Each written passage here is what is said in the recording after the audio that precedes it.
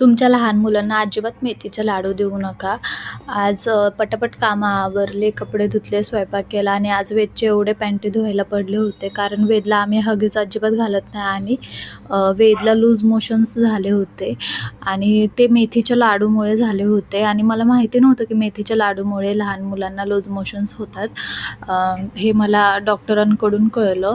मग त्याला दवाखान्यात न्यायचं होतं म्हणून आज सगळी कामं पटकन आवरले आणि माझं बाळ एवढं शांत झालं होतं ना. तुमचा एवढा गोंधळ करणारा मुलगा अचानक एवढं शांत बसला ना की अजिबात करमत नाही. घरात एकदम शांतता होते आणि मला जेवणसुद्धा जात नाही. त्यामुळे आज मी चहासुद्धा पिले नव्हते आणि इकडे पोलीस ग्रामीणला एवढी गर्दी होती का ते माहिती नाही आणि गाडीवरच वेद झोपी गेला घरी जाताना. त्याला असं लांब नेलं ना की तो गाडीवरच झोपी जातो. त्याच्यानंतर घरी जाताना आम्ही इडली घेतली होती वेदसाठी, कारण वेदला काहीच खाण्याची इच्छा होत नव्हती.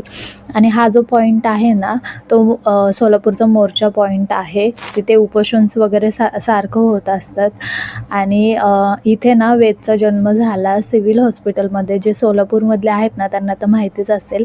नंतर वेदला इडली चारली आणि खाल्लीसुद्धा त्याने ते. मी जी चूक केली ती तुम्ही करू नका. तुमच्या लहान मुलांना अजिबात मेथीचा लाडू देऊ नका किंवा असे पदार्थ देऊ नका जे त्यांना पचणार नाहीत आणि त्याच्याने त्यांना त्रास होईल. होपफुली तुम्हाला कळलंच असेल. Thank you so much for watching my videos आणि असंच सपोर्ट करत राहा.